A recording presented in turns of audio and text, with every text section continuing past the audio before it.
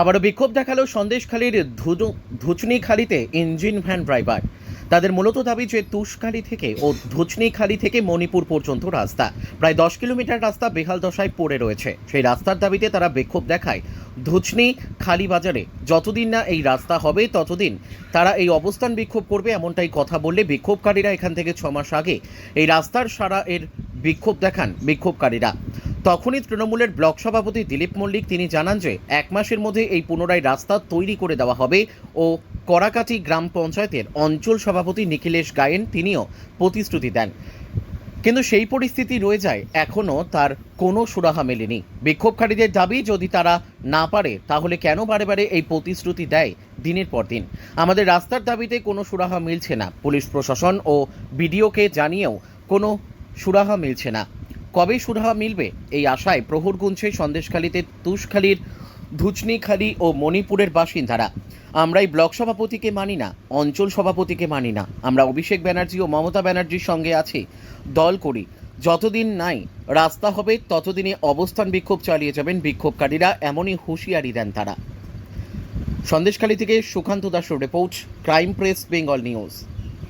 চলতে থাকবে যত সময় না আমাদের এই রাস্তার মাল পড়বে তত সময় আমাদের এই আন্দোলন চলতে থাকবে। আমরা শান্তিপূর্ণ আন্দোলন করছিলাম, কিন্তু পুলিশ আমাদের উপরে লাঠিচার্জ করেছে। আমাদের এক সহকর্মী সে গুরুতরভাবে অসুস্থ, তিনি আরজিকর হসপিটালে ভর্তি আছে। দুষ্কৃতীরা রাতের অন্ধকারে গিয়ে আমাদের এই আন্দোলন তুলে নেওয়ার হুমকি দিয়েছে। বারবার বিডিও প্রশাসনকে জানিয়েও আমাদের এই রাস্তার কোনো সমস্যার সমাধান হয়নি। রাস্তার এতটাই বেহাল অবস্থা যে সাধারণ মানুষ হাঁটতে পর্যন্ত পারে না।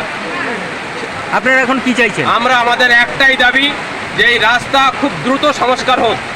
আমাদের এই একটাই দাবি, যত সময় না এই রাস্তা সংস্কার হবে তত সময় আমাদের এই আন্দোলন চলতে থাকবে। আপনার নাম কি রয়েছে? আমার নাম লালটু ইসলাম। আমাদের রাস্তায় মাল পড়ছে না, রাস্তার বেহাল অবস্থা, আমরা চালাতে পারছি না, গাড়ি ঘোড়া সব ভেঙে যাচ্ছে।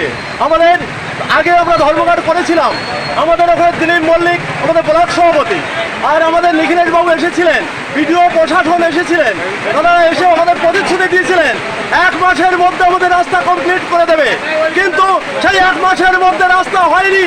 তাই আমরা বারবার তাদের কাছে গিয়েছিলাম, বারবার আমরা মিথ্যা প্রবঞ্চনা জানিয়েছে যে সেই রাস্তা ওরা মিথ্যা কথা ছাড়া কিচ্ছু বলেনি। তাই ব্লক সভাপতি দিলীপ মল্লিক আর সভাপতি আমাদের নিখিলেশ বাবুকে আমরা চাই না, আমরা মমতা ব্যানার্জি এবং অভিষেককে আমরা চাই, তার ছায়াতলে আমরা থাকতে চাই এবং আছি।